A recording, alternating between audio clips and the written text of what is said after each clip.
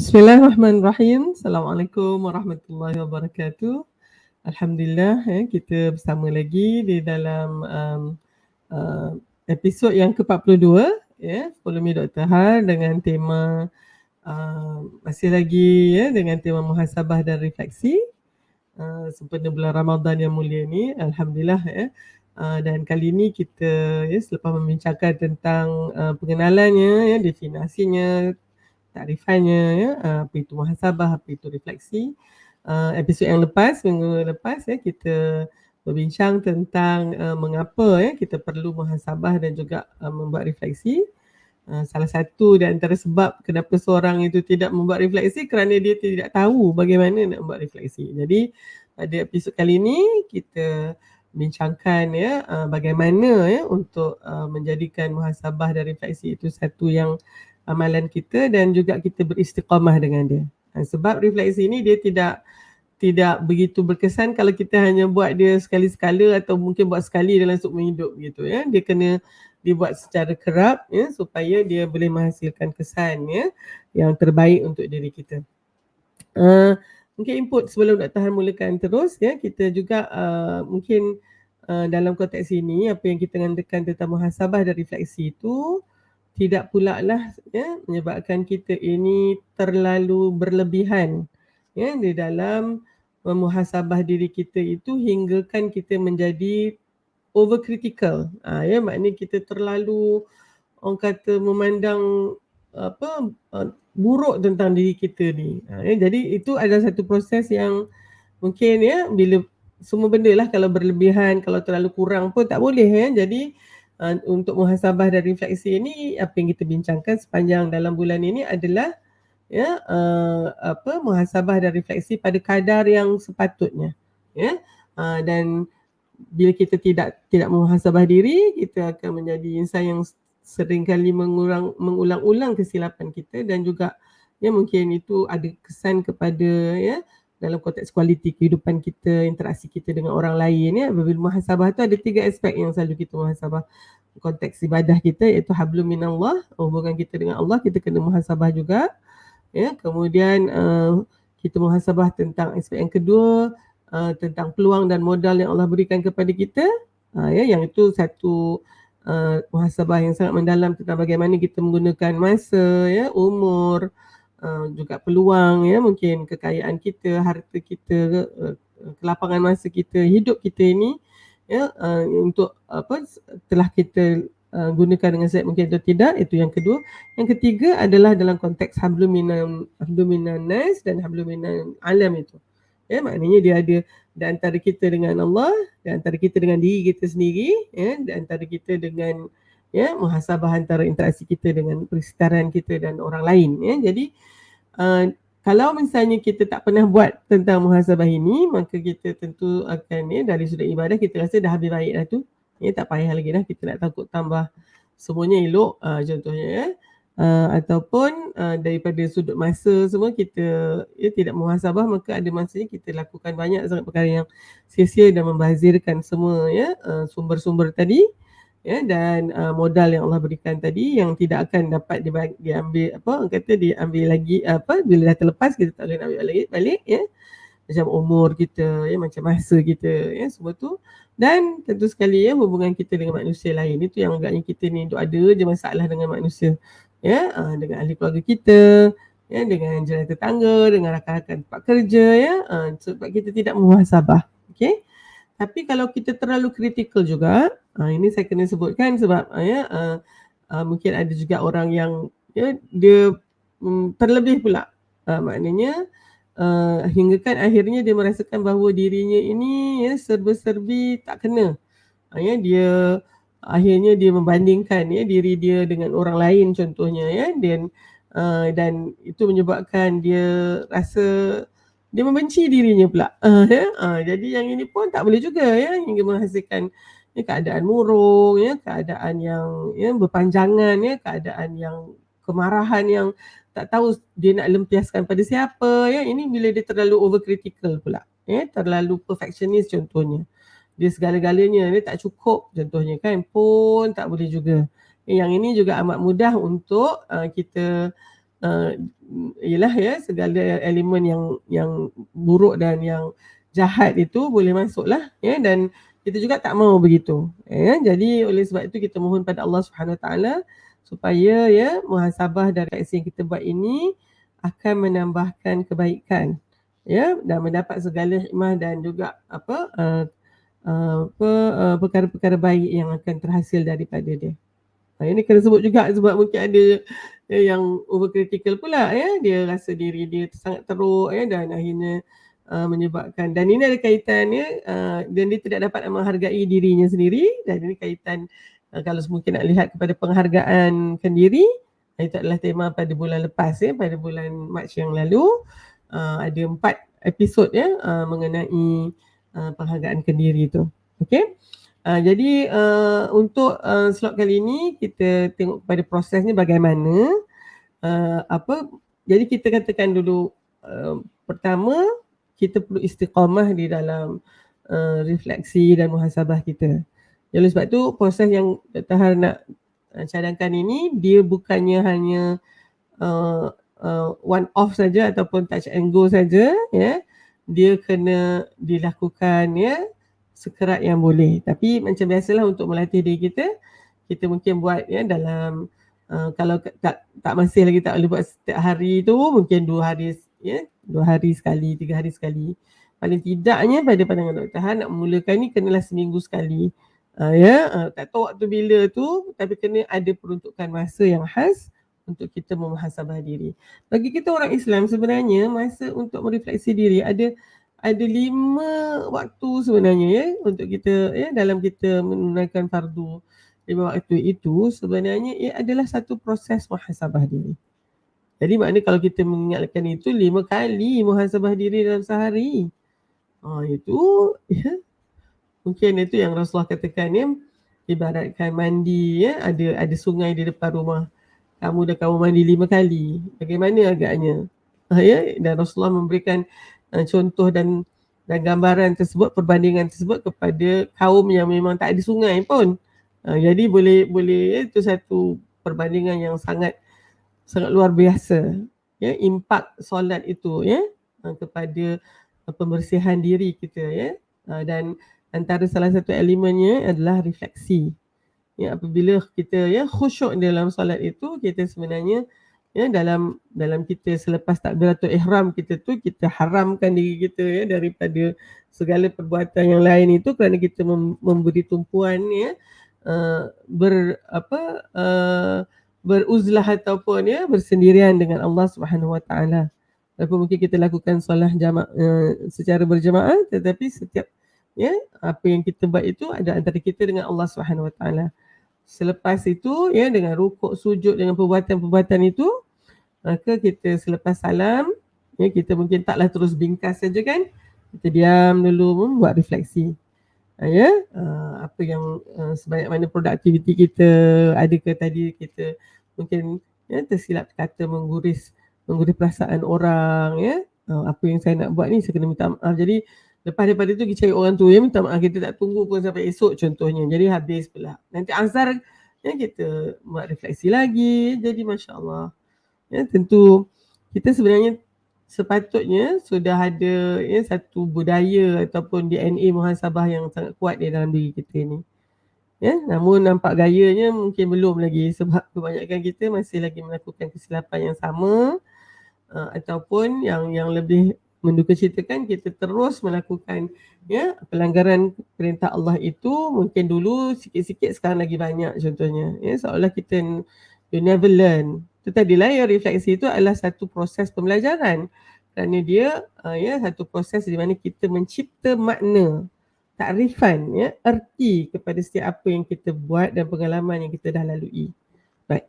Jadi saya letakkan dulu ya bagaimana proses kita nak melakukan muhasabah. Pertama kita mesti kenal pasti dulu soalan-soalan yang penting ya, yang merupakan trigger kepada proses muhasabah dan refleksi kita. Jadi soalan ni banyak lah ya, bergantung kepada apa yang nak kita muhasabahkan. Kita pun tak boleh muhasabah satu yang secara umum saja. Okey tak okey hidup ni? Okey. Macam tu bukan, itu tak ada maknanya ya. Oleh sebab itu kalau dari sudut refleksi, bila saya mengajar pelajar-pelajar saya tentang reflective learning, ya, mereka kena membuat refleksi itu. Proses pertama adalah mengenal pasti, ya, apakah event ataupun ya suasana, keadaan, dia kena kenal pasti dulu. Oleh sebab itu muhasabah ni dia tidak bolehlah ya yang terlalu umum. Ya, maknanya katalah saya nak muhasabah dalam konteks penulisan saya. Ya, saya ada banyak deadline tapi tak di belum ada yang dah siap dah begitu. Jadi apa muhasabah saya? Saya tidak memberikan prioriti. Kenapa saya tak bagi prioriti penulisan ni? Sebab saya rasa mungkin perkara lain lagi besar lagi ni. Tapi betul ke tu?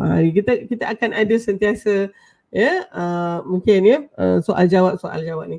Tetapi untuk proses pertama ni kita kena identify dulu atau kena pasti dulu soalan. Mungkin jawapannya jangan cari dulu, just soalan saja. Ya. Mungkin kenapa saya ya tidak seproduktif rakan ya di kubikel sebelah saya ni ataupun jiran sebelah saya ni. Dengan rumah dia kemas ya, dengan bunga-bunga yang dia tanam lagi, lepas tu ya dia ni pula mungkin ya sempat masak hantar pula lah makanan kat ni saya. Kita ni kan tak pernah lah rumah kita tak terurus, kenapa ni? Jadi itu antara soalan-soalan yang memerlukan kita untuk menjawabnya ya. Dan kenal pasti dulu tu antaranya, dan soalan-soalan yang nak kita tanyakan ya kepada proses kepada perkara ni. Yang kedua, ini juga sangat penting. Kita kenal pasti emosi kita. Ya, yang ini pun saya mungkin dulu tak betul-betul belajar tentang membuat refleksi ni. Saya tak perasan ya fungsi emosi itu di dalam perkara-perkara yang nak kita muhasabah. Emosi ni penting sebab ingat ya, ada orang yang tak suka berrefleksi kerana dia tak suka rasa dia tu. Rasa tak selesa, rasa macam alamak tersilap ke ya, rasa malu, rasa aib gitu kan. Tak payahlah. So, jadi kita kena kenal pasti emosi dulu kerana emosi ni penting untuk proses yang seterusnya ya. Maknanya katalah ya kita tak naklah kita rasa sangat tak selesa memikirkan tentang sesuatu tu kerana kita silap melakukan perkaranya. Orang suruh buat lain, bos suruh buat lain, kita buat yang lain. Kemudian kita ditegur di tengah-tengah ramai macam tu, di muhasabah tengah ramai macam tu, kita rasa sangat tak suka. Tapi kita kena buat refleksi kita sendiri kan. Itu yang kadang bila emosi yang tu ya, negatively charged emotion ni kita tak mau. So kita pun shut down yang itu dan kita tidak merefleksi. Akibatnya kita tidak mendapat ya manfaat yang paling baik daripada pengalaman tersebut. Malahan saya kira ya di peringkat awal kita merefleksi sesuatu yang pleasant dulu, yang bagus dululah. Ya supaya kita tidaklah terus jemu ataupun rasa tewas itu ya. Jadi pada saya untuk mulakan ni cuba dengan dua perkara dulu yang kita nak refleksi. Satu perkara yang memang menunjukkan alhamdulillah kita on the right track macam tu ya. Satu lagi memang tak nak kita merefleksi sesuatu yang ya masih perlu sangat kita perbaiki. Ya dalam sehari tu mesti ada punya. Okay, so dua-dua ni cuba gunakan ya. Tapi mulakan dulu dengan yang refleksi yang perkara yang kita rasa menimbulkan rasa positif, seronok itu. Okay, start dengan tu dulu. Tetapi maksud saya sekarang ni proses yang ya, selepas kita ya kenal pasti trigger ataupun apa yang kita ni, kita keduanya kita kenal pasti pula soalan-soalan yang nak kita tanyakan. Dekat situ nanti mulalah datang emosi kita. Ya, iaitu yang ketiga kita kenal pasti pula emosi kita. Ya, katalah benda yang elok tadi ya, soalan kita macam ni saya nak lebih baik lagi, macam ni saya nak lebih banyak dapat pandangan orang untuk dengar lagi apa yang saya kata contohnya ya, macam tu. So yang itu tu kita kenal pasti emosi kita. Emosinya mungkin ya, untuk perkara yang rasa bahagia ya, rasa bangga, rasa dihargai ya, rasa berbaloi lah ya usaha-usaha kita tu kan ya, dan kita rasa kita InsyaAllah boleh lagi buat ni. Kita termotivasi ni, kita akan boleh buat lagi. Itu emosinya. Ya. Yang seterusnya, kita kena membuat analisa ya. Apa sebenarnya yang berlaku di dalam benak kita, ya, otak kita ni berkaitan dengan perkara itu. Tadi kalau benda yang positif, ya nanti kita tahan buat pula ya, perkara yang negatif pula ya. Jadi perkara yang positif ni, ya, analisa kita adalah okey. benda ni memang menjadi ataupun sebagaimana kita harapkan kerana perancangan yang teliti. Ya, satu. Keduanya, kita memang dapat orang yang boleh membantu kita dalam proses ni. Okey. Kemudian mungkin yang ketiga, kita ada cukup masa ya untuk merancang dan juga buat beberapa rehearsal begitu, dan akhirnya memang ya spot on jadi. Alhamdulillah kan. Jadi itu apabila kita menganalisa di mana punca kejayaan kita. Tetapi dalam keadaan itu juga kadang-kadang kita akan lihat, tapi saya rasa kat satu part ni saya tak akan jemput lagi lah ke orang yang ini sebab input dia mungkin agak mengelirukan orang lain. Itu muhasabah juga kan. Itu juga satu yang kita akan dapat, walaupun itu mungkin tidak sepositif yang lain begitu kan. Jadi kita kena menganalisa ya, emosi kita sangat sangat penting untuk membolehkan kita membuat analisa mencapai kepada kebenaran gitu ya. Maknanya apa sebenarnya yang benar-benar berlaku dan seterusnya selepas kita menganalisa itu, kita kenalah juga membuat kesimpulan bahawa kalau perkara ni berlaku lagi atau saya mungkin diminta untuk melakukan projek ni lagi, apakah penambahbaikan yang boleh saya lakukan. Itu sebenarnya proses istiqamah. Ya, istiqamah ni ataupun proses istiqamah pula, proses muhasabah dan refleksi ni, dan supaya kita istiqamah itu kita kena ada hasil dia tu, hasil daripada refleksi tu. Ya, dan hasilnya tu memang kita yakini akan memberikan panduan untuk kita menambah baik lagi. Okey, itu kalau benda yang baik ya. Jadi saya katakan mulakan dengan satu yang baik, satu yang positif, satu yang memberikan kita satu lonjakan emosi bila kita memikirkan tentang dia.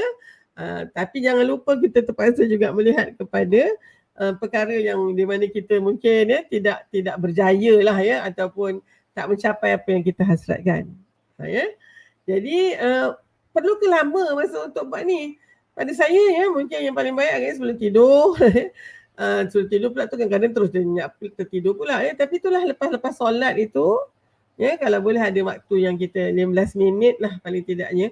Sama ada 15 minit dalam satu masa ataupun 15 minit secara kumulatif sehari tu, saya kira memang kena ada masa yang diperuntukkan. Protected time ya untuk reflection. Okey, katalah benda yang nak kita refleksikan ni benda yang yang memalukan kita sebenarnya, ya, kebodohan kita, benda yang tak patutlah buat macam tu, apa salah saya buat kan. Perkara yang kita kesali lah, perkara yang tidak tidak berlaku sebagaimana yang kita nak ya, apatah lagi perkara yang mungkin menunjukkan kelemahan kita kepada orang lain, dan mungkin juga perkara yang orang tak tahu pun kita ada ya. Tak sangka ya Dr. Alina tu macam tu. Macam tu contohnya kan. Dan kita rasa kita expose ya, maknanya kita tiba-tiba terdedah di situ ya. Kita rasa tiba-tiba jatuh kita punya harga diri, maruah kita, air muka kita jatuh gitu. Ya, macam nak orang kata nak luruh lah kita punya kulit muka ni daging kat muka kita ni punyalah malu contohnya, sesuatu yang sangat tidak menyenangkan kita. Sebenarnya perkara-perkara ni lebih lagi perlu kita muhasabah. Tapi kebanyakan kita yang ini kita skip sebab dia terlalu painful kadang-kadang tu. Ya, kita juga bila kita muhasabah kita dapat tahu alamak ya. Rupanya bukan salah orang tu sangat, salah kita sebenarnya. Habis nak buat macam mana ni? Yang paling baiknya kita kena minta maaf lah. Takkan kot kita nak minta maaf, kita bos ataupun kita kakak kan, kita abang. Ni semua adik-adik punya ni. Ya, kita pula yang lebih berpangkat dekat pejabat tu. Takkan kita nak minta maaf dengan orang bawah kita? Dia start macam tu. Dan itu antara sebab kenapa kita tidak suka untuk memuhasabah diri kita. Ya, kerana dapatan itu, ya, conclusion tadi tu ya. Tapi sebenarnya kita tahu kan, kalau kita buat jugalah ya, apa yang patut kita buat silap, kita minta maaf. Kalau kita mengguris hati kita ya, kita mohon maaf dan secara terbuka ya, kadang-kadang kita telah mungkin mengguris perasaannya secara terbuka juga. Ya. Dan itu semua terpaksalah kita lalui kan ya, sebab itu adalah kesilapan kita. Jadi sebenarnya itu yang Dr. Ha kata ya, jangan terus muhasabah benda yang tak apa elok gitu, sebab lepas tu kan tak muhasabah lah dah. Ya, kita mungkin dalam sehari tu muhasabah benda yang positif, dan satu lagi mungkin tak nak kena fikir, kenapalah saya agaknya dengan adik-beradik ni, abang dengan abang yang tengah tu memang tak boleh langsung. Kalau jumpa memang bergaduh, ada je lah benda yang nak diperselisihkan. Jadi mungkin perlukan satu muhasabah supaya masa Ramadan ni kita boleh berdamai, nanti raya ada peluang untuk berjumpa. Dan akhirnya alhamdulillah adik-beradik kita ni, hubungan silaturahim adik-beradik kita semuanya baik. Terutama kalau ibu dan ayah kita tak ada dah kan ya. Kalau kesian mereka kan. Bila kita bergaduh adik-beradik ni contohnya kan. Jadi tapi saya setiap kita kata okey saya okey tapi orang tu lah kena minta maaf dulu, dia yang buat silap. Contohnya kan. Itu mungkin tahun ni kita muhasabah lain sikit. Boleh tak agaknya kalau saya dulu yang minta maaf walaupun tu bukan kesilapan saya. Itulah antara hasil daripada muhasabah dan refleksi yang sangat bermanfaat untuk memperbaiki tadilah hubungan kita. Kita mungkin sudah ibadah alhamdulillah. Dari sudutnya productivity jugalah ni, tapi dari sudut hubungan antara manusia ni yang itu lemah sikit contohnya. Maka itu yang kena diperbaiki. Kemudian refleksi ni pada saya selepas kita faham tentang tu tadi, dia kena ada tadi satu masa yang kita peruntukkan secara khas. Tapi dalam masa yang sama dia juga perlu ada kaedah yang kita senang sesuai dengan kita. Ada orang dia merefleksi dengan cara menulis. Maka dia ada journal, dia ada diary dia. Semua dia tulis kat situ. So tulislah. Ada orang yang dia tak menulis, dia letak kat dalam dia punya dia kat laptop dia ke, dia akan tulis. Okey. Dia blog contohnya, dia buat satu refleksi yang secara umum dia tulis tu dekat blog ke, dekat Facebook ke, tak apa juga.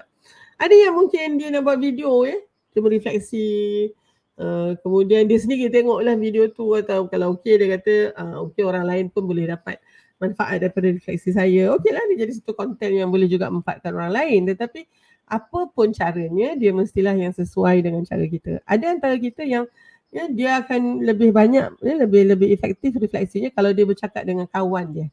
Dia kawan baik dia yang akan dengar dia cakap apa. Dan ini pada saya pula, saya mungkin refleksi yang paling baik itu bila saya dengan saya punya terapis saya.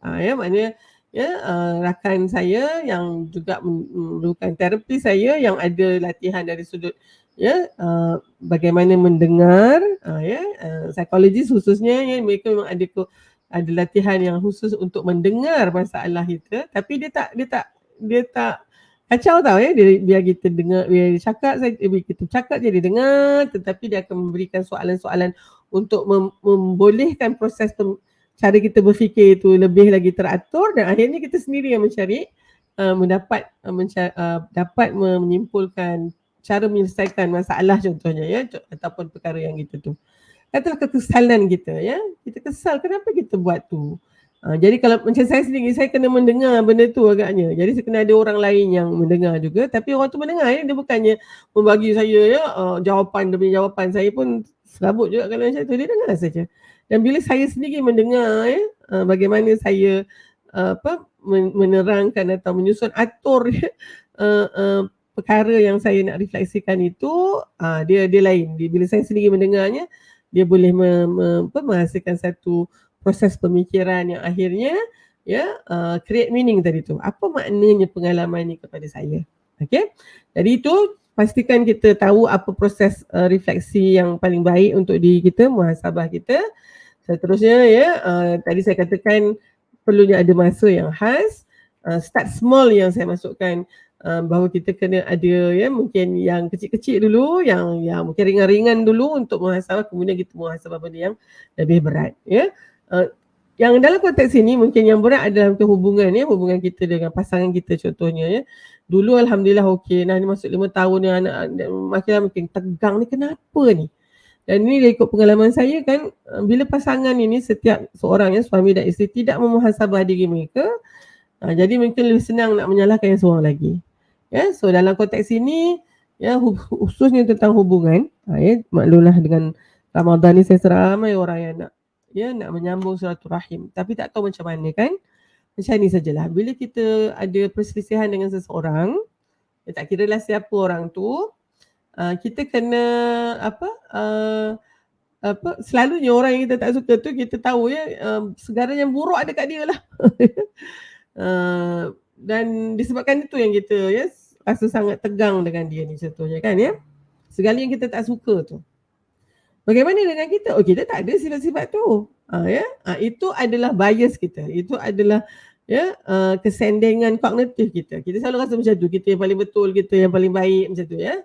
Jadi oleh sebab tu dalam masa yang sama bila kita berselisih dengan seseorang itu, kita akan selalu rasa kita ada semua ciri-ciri yang baik. Orang tu tak ada langsung ciri-ciri yang baik tu. Okay.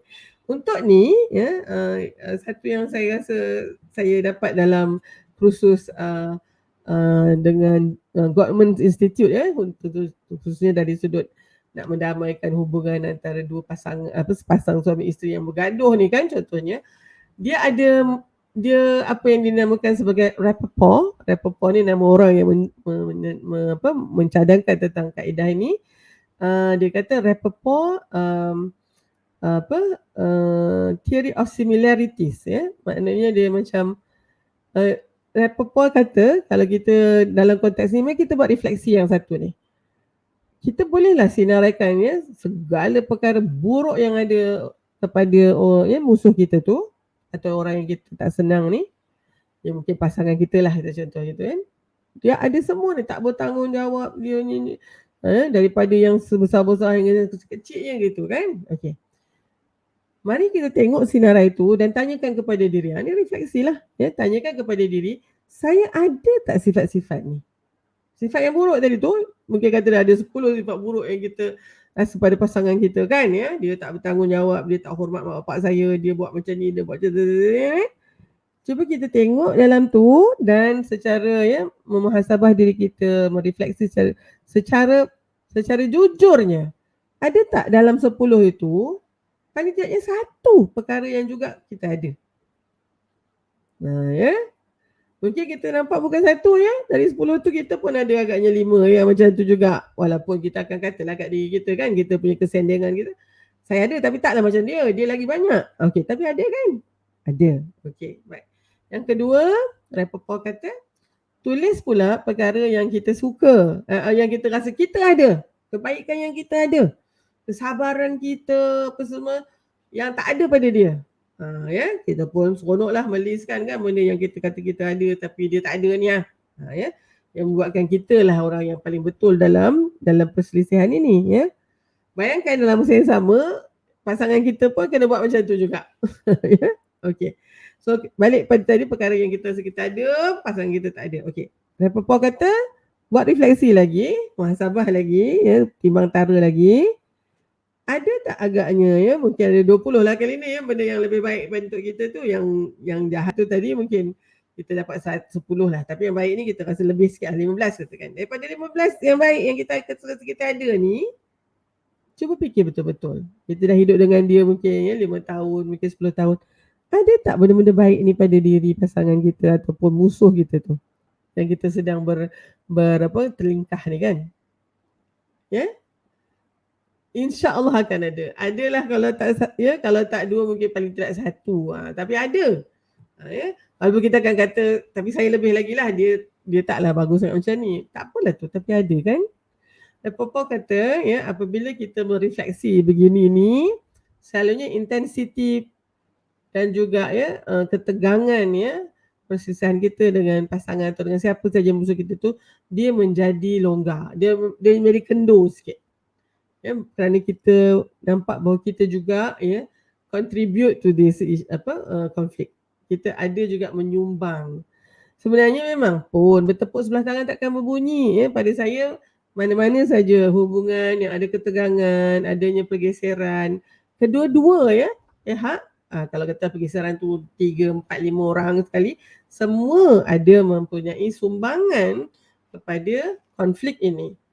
Cuma sekarang siapa nak mengambil tanggungjawab?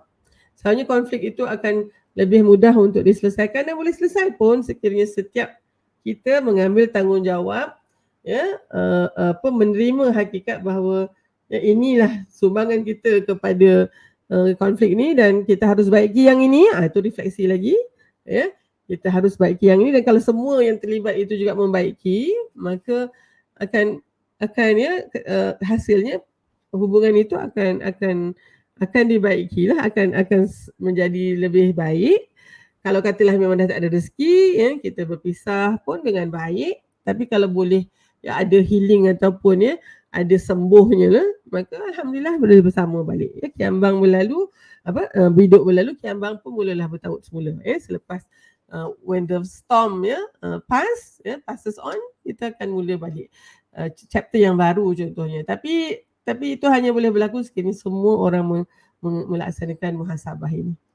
Lagi saya bincang tentang muhasabah ni, lagilah saya rasa agaknya apa yang kurang ya di dalam kehidupan kita yang menjadikan sangatlah ya situasi negara kita ya selepas COVID tu, mungkin seolah-olah macam kita tak belajar ke ya, kita punya lesson learn tu kebanyakannya kerana kita tidak memuhasabah dan tidak istiqamah dalam muhasabah diri kita. Itu yang kadang ada orang kata angat-angat teh ayam kan, masa dah terkantuk tu barulah mengadah. Masa tu barulah kita kita rasa tak mula lagi. Tapi sebab muhasabah kita tu tak berterusan, maka kita akan mula dan melakukan sekali lagi. Balik kepada habit lama, ya, kita ulang lagi kesilapan kita. Itulah sebenarnya yang akan terhasil ya, sekiranya kita tidak muhasabah diri kita. Kita akan berulang-ulang kali ya melakukan kesilapan yang sama. Ya, masuk lubang tu 2-3 kali, sedangkan mukmin ini sebenarnya dia tidak akan masuk lubang yang sama ya 2 kali. Sebab apa? Sebab dia muhasabah diri dia. Dan itu sekali ya, kita tidak boleh menangguh-nangguh ni muhasabah dan refleksi. Tak apalah Dr. cakap ni saya akan buat bulan depan, tak. Saya rasa inilah bulannya, bulan Ramadan yang mulia ni yang tinggal beberapa hari saja lagi ni adalah bulan yang paling penting untuk kita muhasabah diri kita. Yang paling penting pada saya adalah bagaimana agaknya status takwa saya. Ya, dan kita tahu kalau Saidina Ali kata ya, pengertian takwa itu adalah khauf, takutkan kepada Allah Rabbul Jalil, kemudian kita beramal dengan apa yang diturunkan oleh Allah, maknanya dengan itu kita mengikut segala perintah Allah dan menjauhi segala larangannya. Yang ketiga iaitu kita rida qanaah bil qalil, dengan benda yang sedikit. Yang ini ni mungkin bila kita boleh merefleksi diri tadi kan, muhasabah, kalau kita tengok bulan lepas, episod lepas kata muhasabah menjadikan kita orang yang sedar diri, tidak sombong, tidak bongkak dan memelihara segala hak Allah Subhanahu Wa Taala. Jadi itu yang paling penting untuk kita lakukan. Muhasabah ini tak boleh tangguh-tangguh, kena buat segera, dan tak boleh juga buat sekali-sekala, kena buat selalu dan istiqamah. Akhir sekali kita kena memang minta pertolongan, maknanya kita minta tolong ada orang lain yang mengingatkan kita. Mungkin nampak kalau macam kita makin lama makin lalai contohnya, maknanya bukan hanya muhasabah dalaman yang kita perlukan, kita juga perlukan maklum balas daripada orang lain. Dan itu insya-Allah tajuk yang seterusnya mungkin pada saya selepas bulan ni, satu lagi bulan tu kita akan bincang tentang maklum balas pula insya-Allah. Jadi ini antara proses yang mana kita boleh lakukan untuk memastikan kita antara orang-orang yang boleh memuhasabah diri kita. Maka kita bukanlah orang yang tak muhasabah diri atau buat refleksi diri kerana kita sebenarnya tak tahu. Ini dah ada caranya. Dan cara ini bukan cara yang satu ni saja, ada banyak cara lain. Saya pernah ada perkongsian daripada seorang yang sebelum ini dia rasa hidup dia okey je. Tapi bila dia kematian ibu dia, bila ibunya Allah ambil dulu, di situ dia banyak buat refleksi. Dia rasa sebenarnya ibunya yang menjadi tonggak hidup bagi dia. Ibunya yang banyak sebenarnya membantu dia buat keputusan-keputusan bijak. Baru dia tahu ibunya lah yang banyak mendoakan dia. Kan, itu yang buatkan perjalanan hidup Islam ini sangat baik. Dan dia refleksi juga, dia rasa terlalu sedikit dia berbakti kepada ibu dia ketika ibunya masih ada. Semenjak daripada tu kita lihat dia memang semakin lama semakin ada penambahbaikan yang sangat besar, perubahan yang sangat ketara dari sudut penghayatan dia, ya, tingkah laku dia, akhlak budi pekerti dia. Jadi mungkin kadang-kadang kita memerlukan satu kejutan dalam kehidupan ini untuk menjadi manusia yang lebih refleksi, yang reflektif. Dan sebenarnya bila kita banyak refleksi ni dan muhasabah, kita baru tahu kan, satu, memang kita ada sumbangan ni ke dalam apa jua konflik dan ketegangan yang ada. Kedua, kita tak boleh nak mengharapkan orang yang seorang lagi atau yang pihak lain berubah dulu. Ya, selalu kita kan dia kena minta maaf dulu, dia kena berubah dulu baru saya nak berubah. Dia tak macam tu, ya. Sebenarnya refleksi tu kita lebih melihat apa yang boleh saya buat untuk memperbaiki diri saya, dan percayalah kalau kita sendiri mula, ya, melaksanakan sesuatu untuk memperbaiki diri kita, dia kesannya tu terus menerus, dan orang yang satu lagi pun akan juga, ya, melakukan sesuatu juga untuk menambah baik diri dia. Dan akhirnya insya-Allah, kalau katalah yang pihak lagi tidak, jelaslah kat situ, ya, makin jelas bahawa memang mungkin inilah antara orang-orang yang kita perlu jauhi dalam kehidupan kita, ya. Sebab mungkin mereka ni kalau, ya, kita bersama tu asyik-asyik kita saja agaknya yang nak baiki keadaan, tapi yang seorang lagi tidak. Jadi kalau macam tu, mungkin itu satu petanda bahawa kita tak boleh lagi lah nak bersama kan. Yang itu sangat jelas lah. Tapi apa pun, ya, kita tidak menjadikan, ya, permusuhan kita tu menjadi ibarat nanah, ya, dan yang berterusan, dan akhirnya menjadikan kita, ya, insan yang mungkin, ya, dari sudut dalamannya ni sangat penuh dengan mazmumah yang akan menyebabkan kehidupan kita tidak tenang, ya. Jadi saya mungkin nak ada satu ni, saya terbaca ni apa yang dinyatakan oleh Peter Drucker, ya. Mungkin siapa yang kenal Peter Drucker ni, dia banyak menulis tentang kepimpinan, ya. Yang artikelnya banyak juga dimuatkan di dalam Harvard Business Review, ya. Peter Drucker dia kata macam ni dengan izin, ya. Follow effective action with quiet reflection. From the quiet reflection will come even more effective action. Ya, saya cuba, ya, huraikan. Dia kata susulilah, ya, segala perbuatan kita, amalan kita yang sebenarnya berkesan. Ini yang tadi, ya, reflect benda-benda yang bagus ni kan. Apa yang perlu kita buat selepas kita melakukan sesuatu yang memang berkesan dan, ya, positif, ya, yang mencapai hasilnya, ya, maknanya perbuatan kita tu ataupun planning kita tu, selepas daripada tu susulilah ianya dengan satu refleksi muhasabah yang memang mendalam, ya, a quiet reflection. Maknanya kat situ kita memang peruntukkan masa kita dengan diri kita saja. Okay?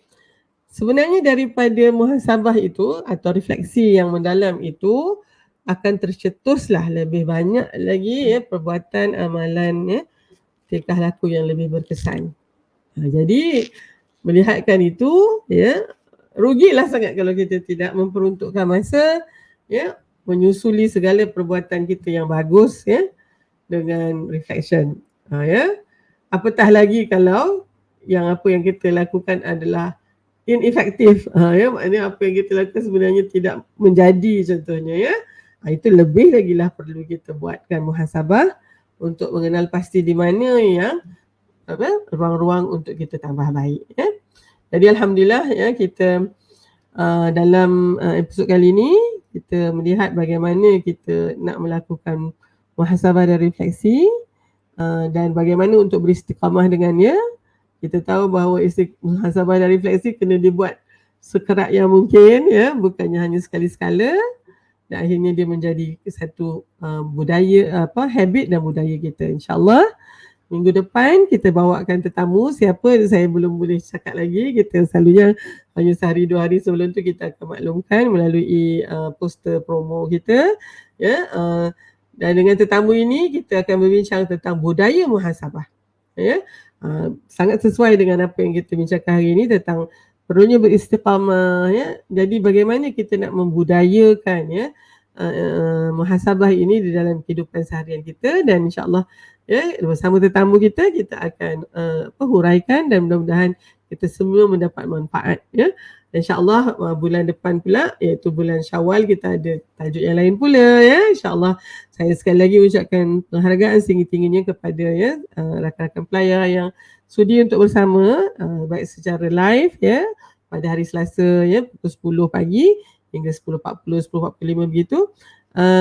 Ataupun yang melihat siaran tertunda, apa-apa pun ya, mudah-mudahan yang kita kongsikan ini dapat memberi manfaat ya, dan kita menjadi insan yang lebih baik hari ini dibandingkan dengan semalam, dan insyaAllah juga dengan muhasabah dan refleksi yang mendalam itu, yang beristiqamah dengannya, kita akan menjadi insan yang lebih baik besok dibandingkan hari ini.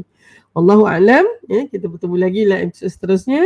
Terima kasih ya di atas segala perhatian. Jazakumullah khairan katsira. Kita akan ya mudah-mudahan ya, memohon pada Allah semoga kita sentiasa diberikan hidayah dan taufiknya. Wabillahi taufiq wal hidayah. Assalamualaikum warahmatullahi wabarakatuh.